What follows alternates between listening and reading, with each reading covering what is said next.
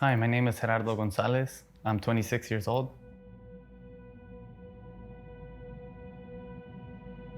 I was born premature.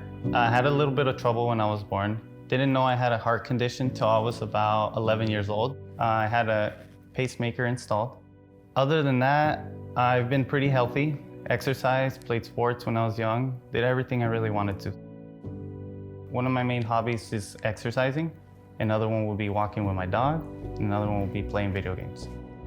So I was playing video games with my brother. That's when I started feeling symptoms of the stroke.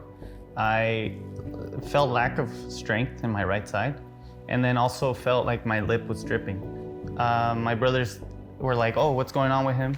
He's not communicating with us." They come into my room, barge in, they're like, "You okay?" I'm like trying to struggle to get back up.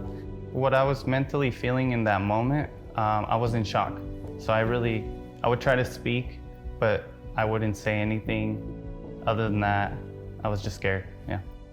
I think the biggest thing when we're looking out for stroke and when patients have signs and symptoms of stroke, it's looking for focal neurologic deficits. And so for the layman, what does that mean? It means, is one side of your body weak? Is your language starting to go out, or are the words not coming out properly?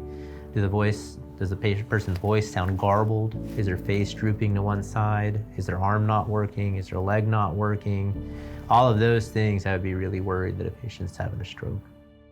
The way I got to the hospital was by car. My brothers had to carry me to the car and then take me. They took me to one hospital and they didn't have the proper equipment to assess me, so they had to fly me in a helicopter to a different hospital. So when I arrived to the hospital, I did not know what to think. I was scared because I didn't know the experience. I didn't know what was gonna happen. I didn't know I could even have a stroke. The best way to determine the treatment for stroke patients is really getting them to the ED and having a multidisciplinary team evaluate them. And then we all kind of come together after the imaging is done to figure out what's best for the patient. The benefits of mechanical thrombectomy over medical treatment is primarily time. Mechanical thrombectomy has a much greater likelihood of pulling the clot out, particularly in large vessel occlusions, and doing it in a rapid fashion to minimize the amount of brain damage. When Gerardo presented, we used the Zoom system primarily because of its efficiency. It can provide rapid reperfusion. Our fast stroke time with the Zoom catheter is 4.5 minutes from groin to reperfusion. The way we do this is we go in through the artery in the leg. Sometimes we'll use the wrist. And under X-ray, we guide a large tube to the area of the blockage in the brain. And essentially, for lack of better words, we attach it to a Dyson vacuum and we suck the clot out. The best systems are the ones that allow us to get to that clot as quickly as possible and get the clot out. And that's where Zoom has the advantage. Gerardo responded incredibly well to treatment. I mean, he had one of the best outcomes we could hope for, and we offered him a second chance at life.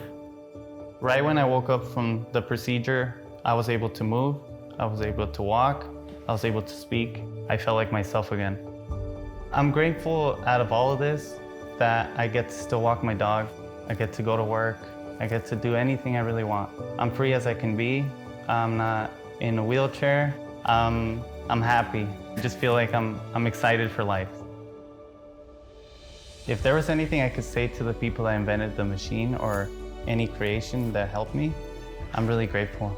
Thank you so much. And without you, I wouldn't be able to do what I do every day. Without you, I wouldn't continue living or experiencing my family. I'm just grateful.